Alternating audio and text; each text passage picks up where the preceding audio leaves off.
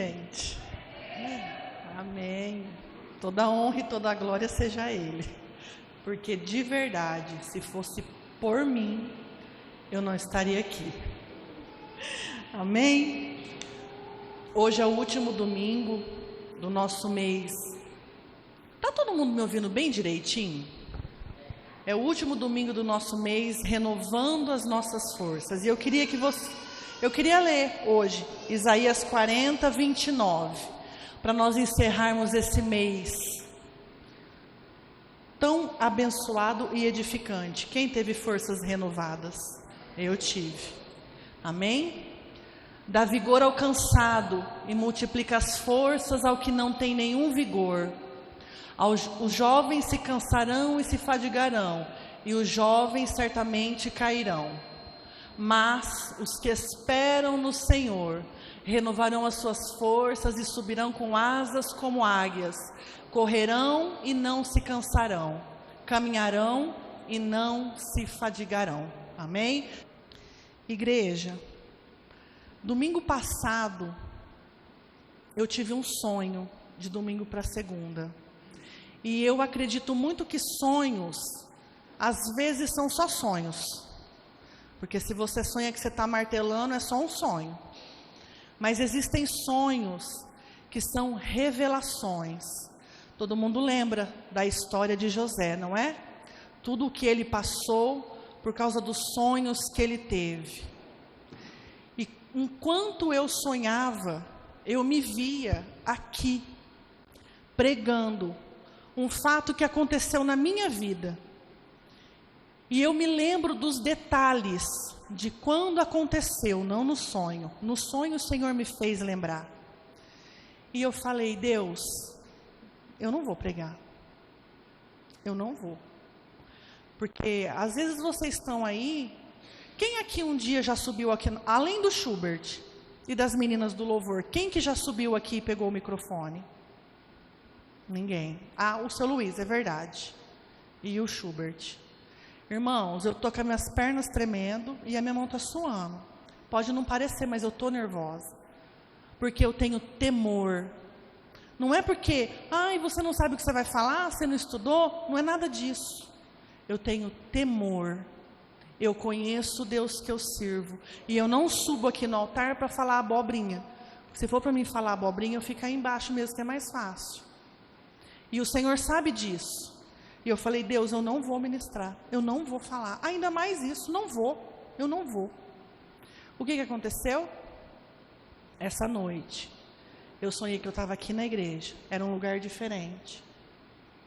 Mas eu estava falando, ministrando a mesma coisa do outro sonho. E eu queria abrir meu celular na Bíblia em outro versículo. E o Senhor falava para mim, não é isso que você vai falar. É aquilo lá que eu já te falei. Em Samuel diz que é melhor obedecer do que sacrificar. Então eu estou obedecendo.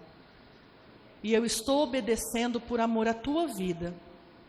Porque eu não estou aqui em cima para falar para mim, porque eu já fui tratada. O Senhor ama a tua vida, por isso que eu estou aqui. Amém? Glória a Deus. Primeiro, eu vou contar o sonho. Eu vou contar meu testemunho, não é o sonho não. Não se preocupem. Todos vocês sabem que eu e o pastor Júnior casamos cedo, né? Eu tinha 19 anos, ele tinha 21.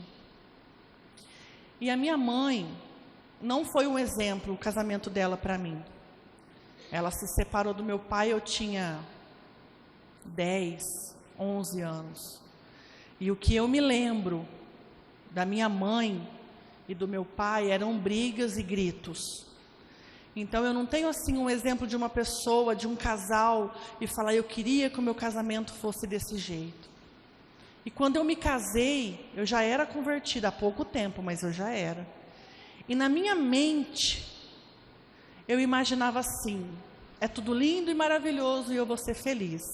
Igual quando terminam os filmes da Disney, né? E viveram felizes para sempre. Só que o Júnior era complicado. E eu não estou aqui nessa noite para falar mal dele, longe de mim. Mas Deus sabe o que eu passei. Deus sabe o marido que eu tive. E eu ficava sem entender o porquê que eu estava passando por aquilo. Eu não entendia. Eu falava, Senhor, se eu me casei, por que eu estou passando por isso? Por que eu estou enfrentando tanta luta, tanta dor, tanta dificuldade? Que horas que a alegria vai vir? Que dia que eu vou ser feliz? E teve uma noite que nós brigamos, eu não me lembro o motivo. E eu fui deitar chorando. Ele dormiu e eu continuei chorando. E eu levantei, já era madrugada, nossa casa era bem pequena. A gente saía da porta do nosso quarto assim, aqui do lado já era a mesa, né, bem? Eu sentei na cadeira, minha Bíblia estava lá. E sem entendimento, sem conhecimento, sem fazer uma oração, sem nada disso, eu abri a Bíblia e li. Eu li Lucas 11:10. Eu queria que vocês lessem comigo. A minha Bíblia está na versão fácil de ler, então vai estar diferente de lá. Se vocês quiserem prestar atenção na minha versão, eu li assim. Depois Jesus lhe disse: suponha que você tivesse um amigo e que numa ocasião, à meia-noite, você fosse até a casa dele e dissesse: amigo, eu preciso que me empreste 3 pães, pois um amigo meu acabou de chegar de viagem e não tendo nada para oferecer, e eu não tenho nada para lhe oferecer. E suponha que ele responda lá de dentro dessa maneira: não me aborreça, a porta está trancada, e tanto eu quanto os meus filhos já estamos deitados. Eu não vou levantar para te dar nada. E lhes digo que, mesmo que ele não se levante para lhe dar alguma coisa por ser seu amigo, ele se levantará e lhe dará tudo o que você precisa por causa da sua insistência, que não conhece limites. Por isso eu te digo, não desista de estar sempre pedindo, porque Deus te dará. Não desista de estar sempre procurando, porque você achará. Não desista de estar sempre batendo na porta, porque Deus lhe abrirá a porta. Pois todo aquele que fica pedindo recebe, todo aquele que procura acha, e a porta que se abre, a porta se abrirá para todo aquele que ficar batendo. O que o pastor falou aqui? Da insistência, da persistência, da viúva que foi atormentar o juiz. Ele não sabia o que eu ia falar hoje. Na verdade, ele só ficou sabendo que eu ia pregar antes do almoço. Porque nem para ele eu falei, porque se eu falar para ele vai se tornar verdade. Se tornar verdade eu não posso voltar atrás. Então eu falei, eu não vou falar, eu só vou falar nos últimos minutos. E quando eu li essa passagem naquela mesa, chorando, eu não entendi nada. Eu li, eu não entendi, porque não era isso que eu queria ler. Eu acho que o que eu queria ler não estava na Bíblia. Eu acho que eu queria ler: filho, eu te liberto, arruma suas coisas, volta para sua casa, assinado Jesus. Mas não está escrito isso lá. No outro dia de manhã, ele levantou para ir trabalhar. Eu já tinha sido mandado embora, a gente estava passando por uma luta financeira muito grande. Ele saiu para trabalhar e eu levantei, sentei no pé da minha cama. E eu fiquei: Senhor, o que eu faço? Para onde eu vou? Qual será esse fim? Até quando? E ali eu fiquei sentada muito tempo. Muito tempo. Chorei, orei, chorei de novo. Levantei e falei: não, alguma coisa eu tenho que fazer. Aí o Espírito Santo vem e dá um estralo na mente da gente. Eu tinha uma Bíblia, talvez vocês ainda tenham, que atrás dela tinha as palavras-chave, porque há 20 anos atrás não existia, até existia, mas eu não tinha Google, computador, celular, internet. E eu sentei na minha cadeirinha, na minha mesa lá, e eu fui pesquisar nas minhas palavras-chave tudo o que dizia a respeito de casamento, de marido, de mulher, de lar, de pais, de filhos. Eu li tudo e eu fui anotando tudo. Eu fiz uma folha enorme, frente e verso, com o marido que eu queria, com o casamento que eu queria, e eu fui escrevendo. Eu li lá, não sei se vocês já leram, que o marido deve amar a esposa como Cristo ama a igreja. Vocês sabiam disso? Como Cristo ama a igreja? A igreja tem defeito, a igreja peca, a igreja erra, a igreja vira as costas e Cristo está amando ela. Eu falei, Senhor, eu quero isso aqui para mim. Se está escrito na Bíblia, eu tenho direito. Só que eu também depois li que o homem que encontra uma esposa, ele encontra algo excelente. E eu olhei para dentro de mim e eu falei, eu não sou excelente para ele. Como que eu vou exigir dele aquilo que eu não sou? Como que eu vou querer dele aquilo que eu não estou dando? E naquela hora eu escrevi, dobrei, coloquei debaixo da cama, do lado que ele dormia, dobrei meu joelho e falei, Senhor, a partir de hoje, todos os dias, eu vou orar por ele, e eu vou orar pelo meu casamento. E foi assim, igreja, todo dia, eu orava por ele, eu ungi o lugar dele na cama, eu ungi o travesseiro dele, eu ungi a coberta dele, todas as camisas dele eram ungidas, o sapato dele, as calças dele, tudo que era dele, era ungido, tudo. E eu falei, eu vou ser melhor. Eu arrumava a roupa dele para ir trabalhar. Ele entrava para tomar banho, eu pegava a toalha. Eu colocava comida no prato dele. É ou não é bem? Eu fazia tudo. Eu não queria fazer, não. Eu não queria, não. Mas eu falei para o Senhor, eu falei, Ele vai encontrar em mim algo excelente.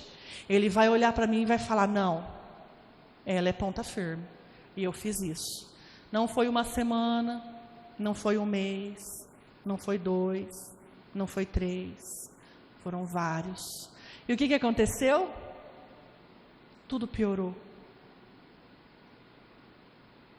Tudo ficou mais difícil. Até que nós chegamos a um ponto que nós separamos. Ele já contou isso aqui. Eu voltei para a casa da minha mãe, sem entender. Eu falei, Senhor, eu estou orando, eu estou buscando, eu estou cansada, eu estou sobrecarregada, eu estou triste, eu estou chateada, eu não tenho mais força. O que eu faço? E eu lá na casa da minha mãe liga para ele, eu não sabia. Minha mãe nunca me falou que ligou para ele. E aí ele foi me buscar. E as coisas continuaram difíceis. Aí um dia eu me lembrei desse texto que o Senhor me deu naquela noite. O que esse homem fez na casa do amigo dele? Ele bateu, ele insistiu, ele encheu o saco do vizinho dele. Aí a minha mente, falei, nossa pai, o Senhor não quer que eu desisto. Sabe por que a gente sofre tanto? Porque a gente demora para entender o que Deus quer. A gente fica patinando, porque a gente acha que tudo tem que ser do meu jeito. Não, tem que ser do meu jeito. Se ele não mudou ainda, eu não vou orar mais. Já orei. Eu não podia ter falado isso. Mas eu entendi que eu tinha que perseverar, que eu tinha que insistir, não com ele, com Deus. Eu tinha que insistir, e eu insisti, igreja. Eu insisti. Eu orei por esse homem. Deus sabe, Deus é testemunha. E eu nunca sentei do lado da minha mãe e falei, mãe, o Júnior não é o que eu pensava. Nunca liguei para minha sogra e falei, eu não quero mais ele. Nunca. Eu nunca cheguei na minha pastora, isso eu errei, porque eu devia ter conversado com ela. Mas eu nunca cheguei nela e falei, eu estou sofrendo, está difícil. Eu dobrava os meus pés e chorava nos pés do Senhor. E Ele recolheu todas as minhas lágrimas. Eu pensei em desistir todos os dias. Eu queria ir embora todo dia. Todos os dias eu queria que alguém aparecesse e falasse, Deus manda te dizer, arruma tuas coisas e vai embora. Eu queria, mas nunca apareceu. E eu entendi que era para mim perseverar. Todo mundo lembra da história do cego Bartimeu? Vamos ler?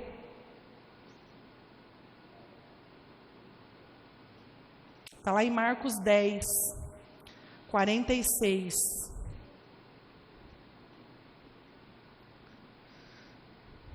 E Jesus e seus discípulos atravessavam a cidade de Jericó. Quando saíam da cidade, acompanhados por grande multidão, encontraram um mendigo, cego, sentado à beira da estrada. Seu nome era Bartimeu, isto é, filho de Timeu.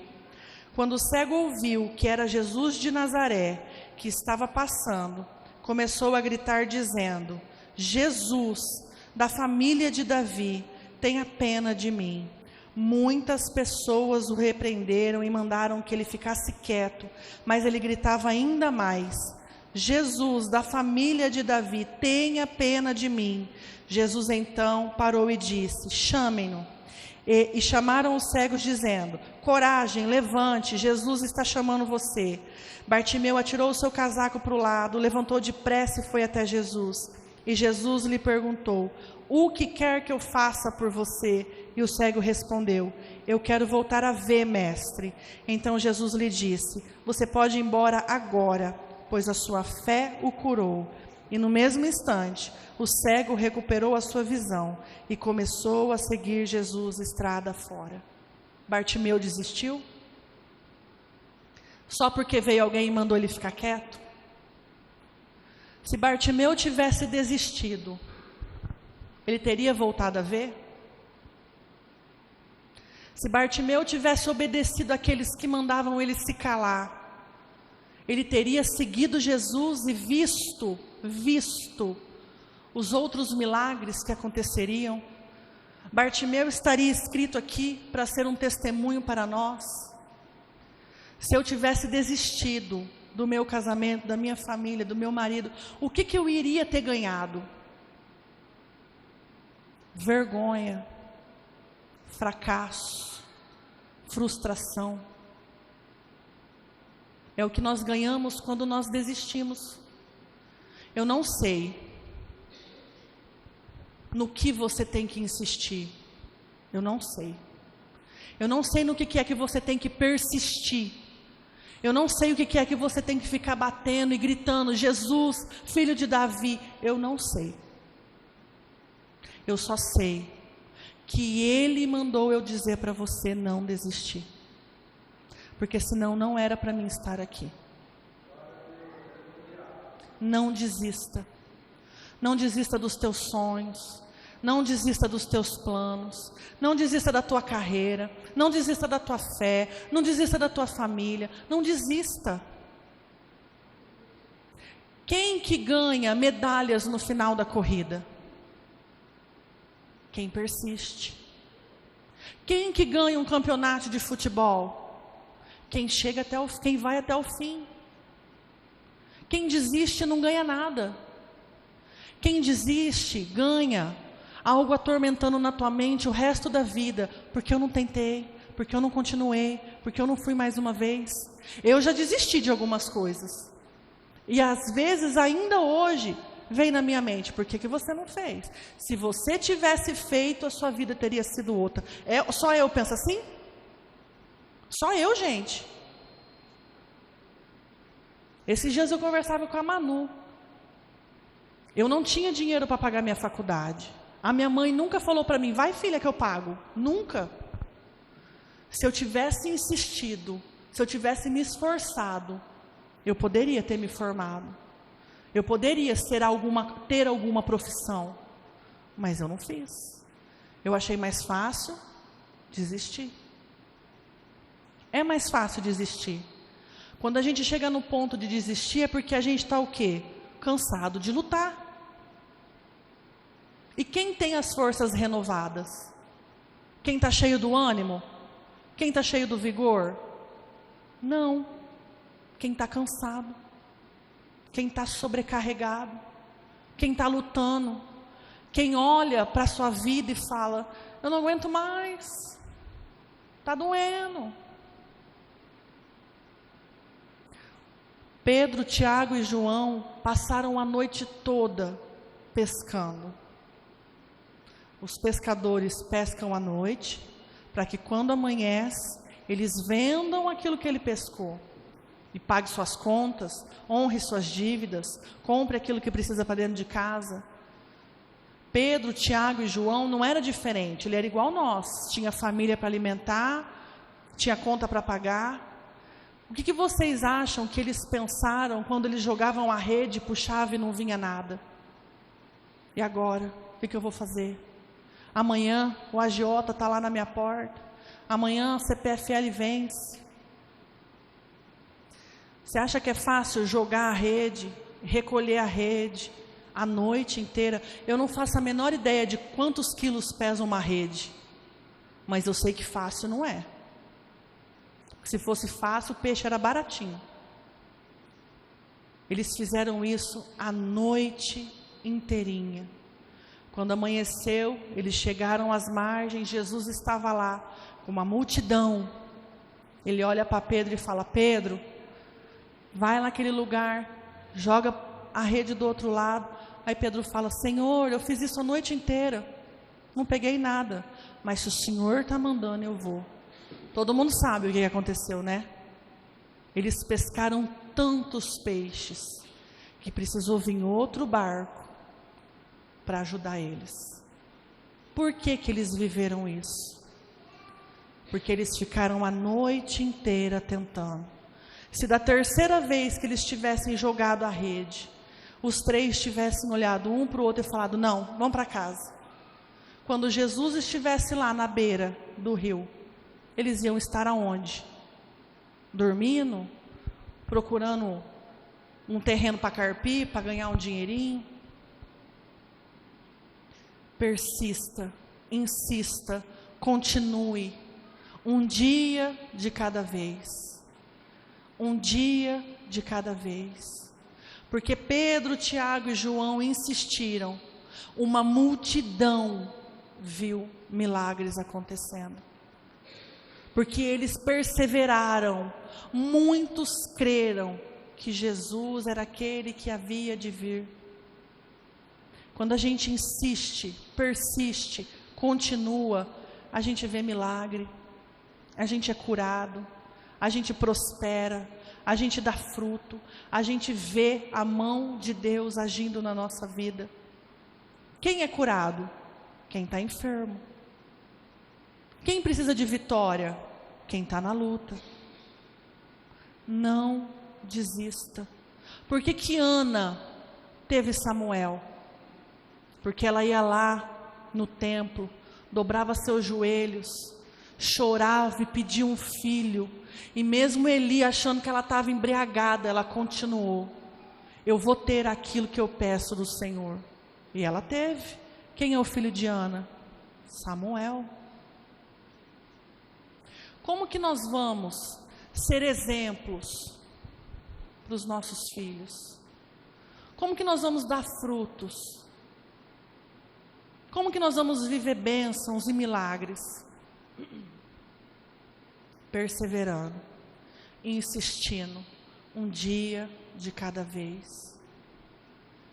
Eu não vou falar para vocês, igreja, que foi rapidinho, que o meu casamento ficou maravilhoso. Não foi. Mas hoje, o meu casamento é top. Eu falei para Poli esses dias: Poli, não é porque o Júnior é meu marido, e ele nem precisa que eu engrandeça ele, mas o meu marido é o cara. Por quê? Ah, porque ele é bom? Não. Porque ele não é digno de nada. Ele é homem igual eu e você. Ele erra, ele tem defeito, ele peca, ele falha. Só que hoje eu posso encher a minha boca e dizer para quem quiser ouvir que ele é tudo aquilo que eu escrevi naquele papel aquele dia. Ele é. E as minhas duas filhas estão aqui e elas podem falar a verdade que eu estou falando, confirmar a verdade que eu estou falando. Nós nunca brigamos na frente delas. Ela nunca, a Manu nunca viu o pai dela erguer a voz para mim. E nem eu para ele. Eles nunca viram, elas nunca viram a gente discutir, brigar, ficar de cara feia. Nunca. A gente briga sim. Na verdade a gente não briga não, a gente discorda. É diferente. Mas aí eu falo, Senhor, abre o olho dele, para ele concordar comigo. Funciona, viu? Funciona. Ele sabe, ele está até rindo. Funciona, dá certinho. Irmãos, irmãs, eu e ele, nós somos amigos, parceiros, cúmplices. Eu não faço nada sem falar para ele. Ele não faz nada sem falar para mim. E nós dois não fazemos nada para elas sem um conversar com o outro e está todo mundo em comum acordo. Se eu tivesse desistido hoje, ninguém ia estar aqui. Se eu tivesse desistido dele, tivesse casado com outro, ele com outro, ele com outro, ele poderia ser pastor? Poderia. Eu poderia ter me casado com o pastor? Poderia. Mas eu não estaria aqui com ele hoje. Persista. Insista. Cansa. Dói. Porque quando a gente está no meio de uma luta, a gente acha que a gente é a pessoa mais sofredora do planeta e que a nossa luta é maior que a de todo mundo e que a gente vai morrer. Não é? A gente não consegue enxergar além da luta. Semana passada a gente estava na chuva, naquela quinta-feira que deu uma chuvona. A gente estava indo lá no Mercadinho da Carla, na avenida. A chuva era tanta que não dava para ver. E eu falei, para o carro. Ele, não, vamos chegar. Eu falei, mas não dá para ver nada. Ele falou, não, mas eu estou vendo. Não estava, mas ele falou que estava. Nós chegamos. Estar numa luta é igual estar no meio de uma tempestade. A gente não enxerga nada, a gente não vê nada. A gente não tem esperança no futuro quando a gente está no meio de uma luta, de uma tempestade. E o que eu vi, e o que Deus fez na minha vida foi abrir os meus olhos para enxergar aquilo que Ele tinha preparado para mim, enquanto eu ainda estava chorando. Eu só persisti, porque eu sabia que o que Ele tinha preparado para mim é infinitamente maior do que eu pensei. Ele fez mais daquilo que eu escrevi. Ele fez além. O Senhor tem me dado além daquilo que eu esperava para o meu casamento. E isso não é um privilégio meu. Todo mundo que conhece a verdade, essa bênção está disponível. Por que a gente não vive? Por que você não está vivendo a bênção que Ele tem? Por que você não está conseguindo alcançar? Por que está longe? Parece que está longe. Insista. Persista, igreja. Como eu falei no começo, eu vou repetir de novo. Eu só estou aqui hoje porque Ele quer que vocês ouçam isso. Vocês entenderam? Vocês entenderam que vocês são tão amados ao ponto do Senhor me revelar 2 sonhos e fazer eu estar aqui agora? Vocês conseguem entender a grandeza do amor do Pai por cada um de vocês? Vocês estão entendendo? Não desistam.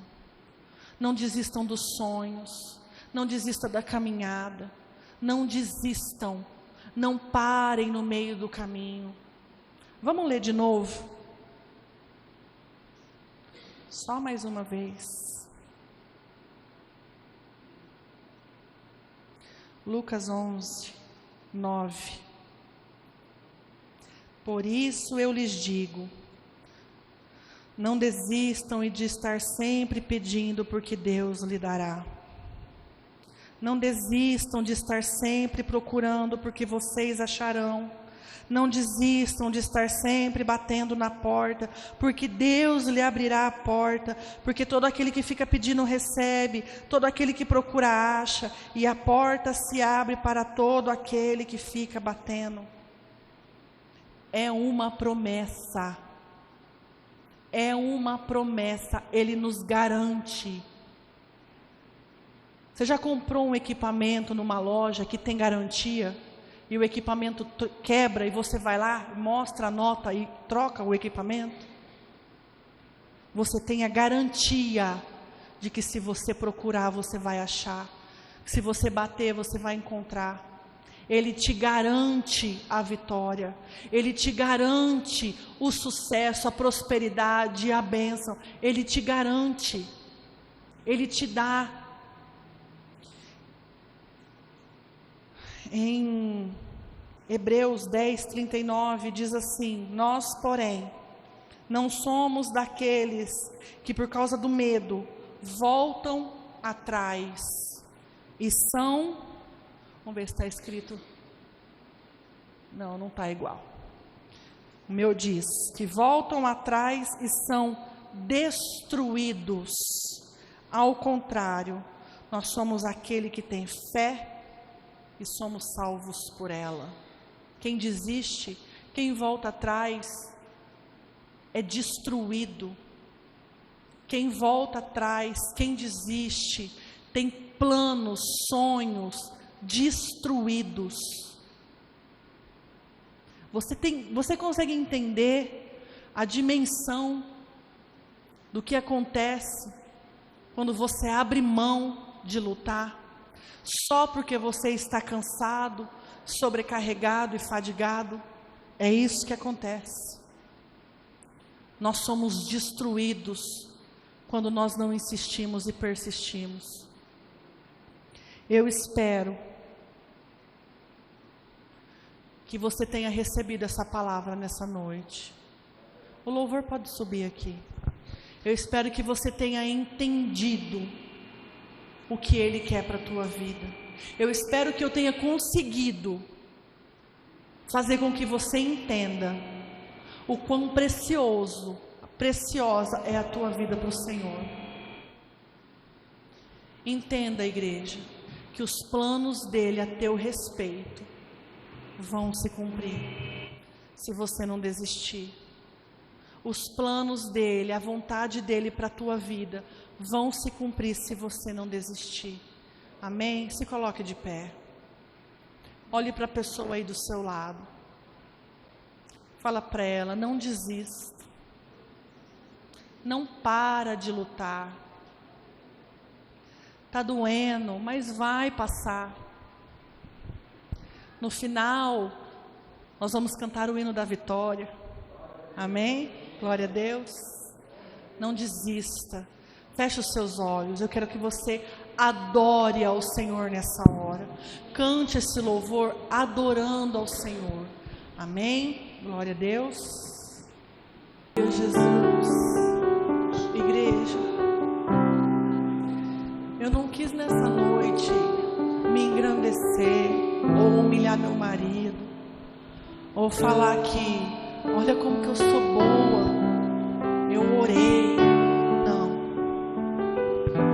Eu quis que vocês entendessem que eu entendi que o meu casamento era um plano dele, que aquilo que eu estava vivendo era por causa dele, que tudo que eu passei foi necessário para que hoje a glória dele fosse manifesta na minha vida e na dele.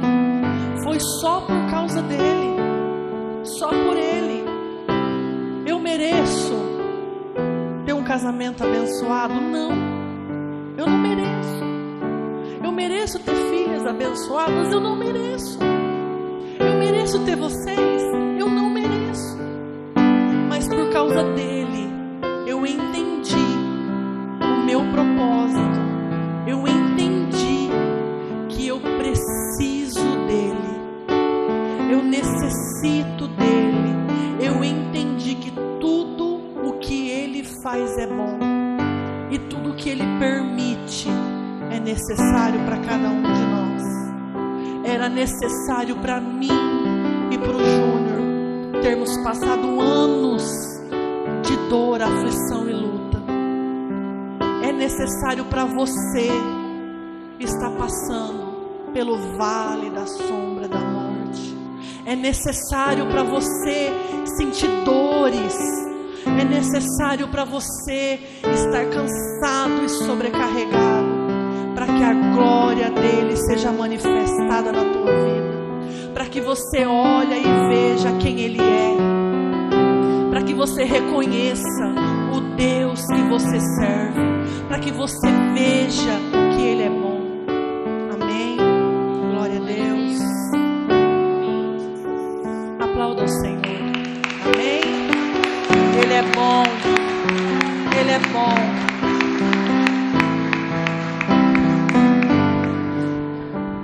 Amém, glória a Deus. Quem foi abençoado, dá um glória a Deus aí no seu lugar. Glória a Deus. Irmãos, irmãs, duas coisas eu queria colocar aqui. Faziam 4 anos e 6 meses praticamente que eu não sentava num culto para assistir, porque eu ministro.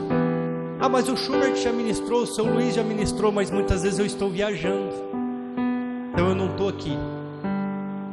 Às vezes uma quarta-feira ou outra eu estou, mas eu sei que é difícil às vezes pregar com o pastor olhando você, então por isso que eu não faço. E uma coisa que Deus me fez lembrar, irmãos,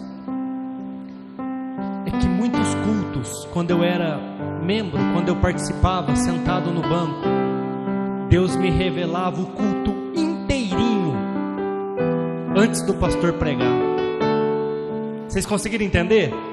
Antes do pastor abrir a Bíblia, eu já sabia tudo que ele ia pregar, os versículos que ele ia usar e os exemplos.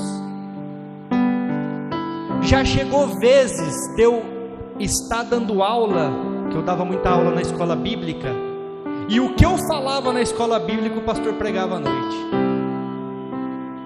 E hoje a Simone falou, eu não comentei com ele o que eu ia falar, eu não falei para ele que eu ia pregar, e a hora que eu estava sentado ali, Deus falou para mim assim, ó, importunação, insistência. E eu não sei se ela vai lembrar, no meio da semana ela estava fazendo umas anotações, eu falei para ela assim, ó, isso aí que você está anotando dá certo, Mateus 7,7, aquele que pede recebe, aquele que bate se abre, aquele que busca encontra. Aí ela olhou para mim e deu risada, e hoje eu vi que era o texto-chave do culto. Então me fez lembrar de algo que eu já vivi muitas vezes, e às vezes alguém de vocês aqui está vivendo, viu?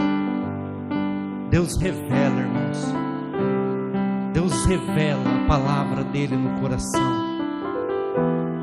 E eu queria frisar mais um negócio, que nós temos mais 5 minutinhos ainda. A pregação de domingo passado,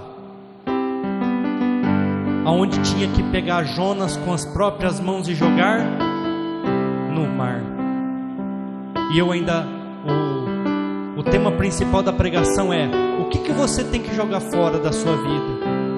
O que você tem que lançar fora para que você alcance a tua vitória? E no caso lá, o mar se acalmasse, a tempestade parasse.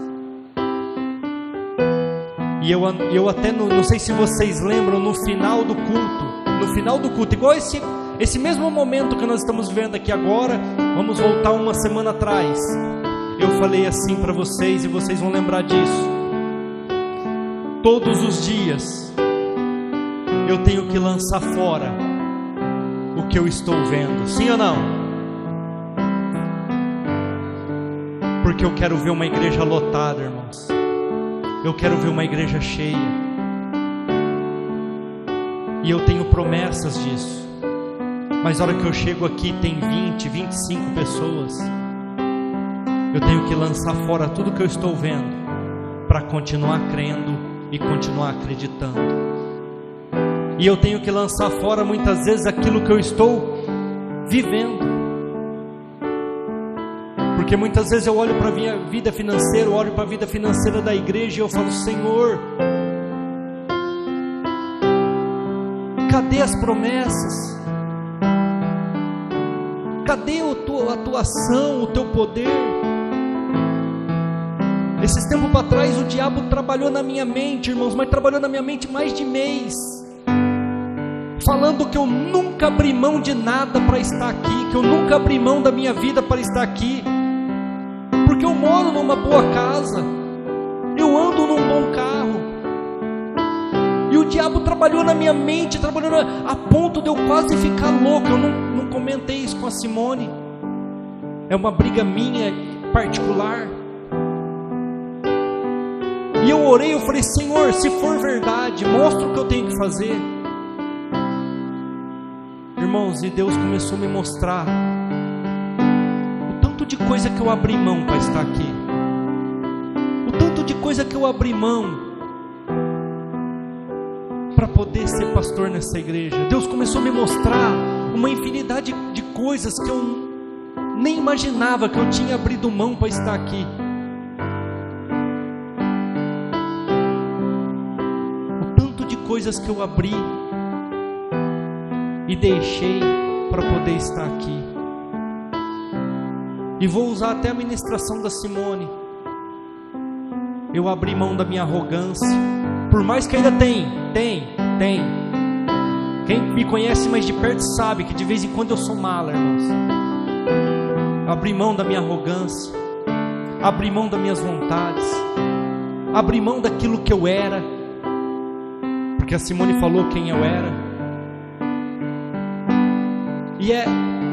E foi perfeito esse culto de hoje, para vocês saberem quem nós somos, quem são os seus pastores. Nós não estamos há 21 anos juntos à toa, não. Nós lutamos, irmãos. Nós morávamos num apartamento lá perto da casa do Cupim, na Mercedes 11. Quase que um jogava o outro de cima daquele apartamento lá, mas nós sobrevivemos. Aí nós somos uma casinha de 48 metros quadrados, CDHU, irmãos. Às vezes as pessoas vêm em mim, está acabando de casar e quer fazer cota de consórcio de 400 mil para comprar casa. Eu falo: gente, vai lá, faz inscrição no CDHU lá, ó. Começa, sobe os degraus. E nós ficamos naquela casinha de 48 metros quadrados também, quase se matando naquele lugar. Só que nós persistimos, não desistimos. E eu louvo a Deus e agradeço a Deus aqui na presença de todos hoje, irmãos, que o Senhor mandou ela ungir minhas roupas e não tacar fogo em mim, né? Porque pelo amor de Deus, estava do lado ali, né? Dormindo com o inimigo, meu Deus do céu. Aleluia, glória a Deus.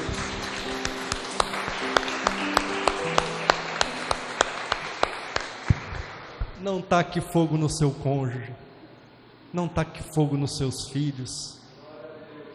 Ore por eles, unja suas roupas, unja o seu lado da cama, unja, e declare o que você quer, irmãos, irmãs. Uma coisa que Deus trouxe muito forte no meu coração, na hora que eu estava sentado ali, o ouro só tem o valor inestimável que ele tem e caríssimo depois de lapidado, sim ou não? Porque se você achar uma pedra de ouro agora aqui jogada na igreja, pode ser que você jogue até fora, porque você não tem o conhecimento, você acha que é uma pedra qualquer. Mas a pessoa que conhece, ela olha e fala: não, isso aqui é ouro, é só eu tirar as impurezas e vai brilhar, vai reluzir. Diga assim para quem está do seu lado: você é ouro, só precisa limpar as impurezas. Amém? Glória a Deus. Amém. Vamos orar, vamos agradecer ao Senhor, vamos encerrar o nosso culto. Como é que está a apuração dos votos aí, os meninos aí de fora? Lula ganhou? Amém, é a vontade do Senhor. Irmãos, hoje uma pessoa colocou assim no Facebook: eu quero ver se o Lula ganhar, o que esses crentes vão fazer, e o que eles vão dizer, que Deus não existe ou não ouviu? E eu comentei embaixo da publicação dele: se o Lula ganhar, nós vamos orar por ele, Porque Romanos capítulo 13 diz assim: ore pelas autoridades, clame pela vida deles, porque eles estando bem, vocês estarão bem. Falei, se o Lula ganhar, nós vamos orar pela vida dele. Foi a vontade do Senhor. Eu não sei o que é melhor, irmãos. Eu não sei o que é pior. Aí você pode perguntar assim para mim: pastor, mas o Lula ganhou. Eu quero dar uma palavra para o seu coração, irmãos.